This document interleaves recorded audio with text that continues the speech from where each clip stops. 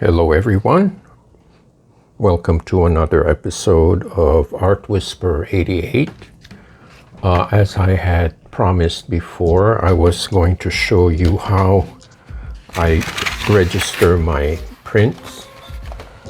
Now this is a practice piece and I didn't throw it away because a practice piece is always valuable in terms of getting the right measurements, the right proportions of the artwork. So I generally use this 22 by 30 Somerset paper, and as you can see, I have put a piece of molding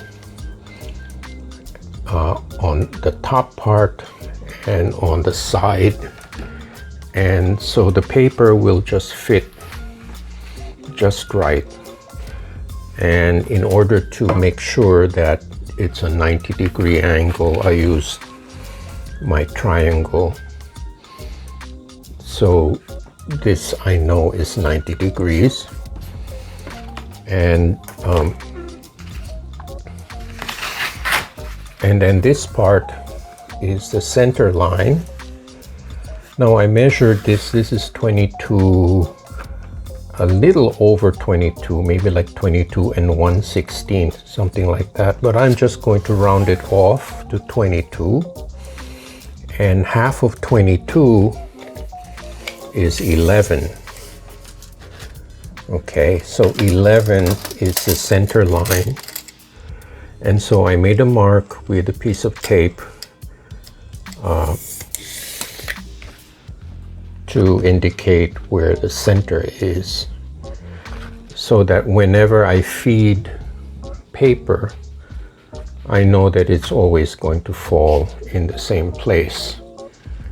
And then in order to determine the position of the artwork, here, let me just adjust the camera here. I measure the size of my jelly plate, and this is a 16 by 20. It's about 20 and a half. So what I do is make sure that the 16 fits right in the middle. So 16, half of that would be 8. So I make sure that the 8 coincides with this line. And then just to double check, I measure the borders. It's a little over 3. It's like 3 1/4 on the left, and 3 1/4 on the right. I mean, once in a while there'll be variance, but that's not too serious of a problem.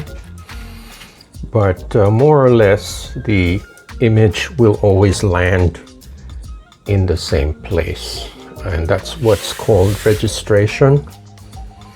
There are many other ways to make a register marks. Some people use cardboard tabs, but I like using this piece of wood because first of all, it's very sturdy. It's not going to fall apart. I can clean it if I spill something, and I can easily remove this if I have to print a different size, make a smaller paper. So anyway, that's my short tutorial on how I register my paper. I feel that I had to do this because I notice many YouTube artists, they don't use this. They just place the paper on their work table. And sometimes when they do the artwork, the jelly plate dances all over the place. And That's not a good thing if you're doing a series of artwork. So that's just my 2 cents. And I hope if you decide to make a lot of prints, that it's good to make sure that your paper always falls in the same place. Okay? All right. So now back to making artwork.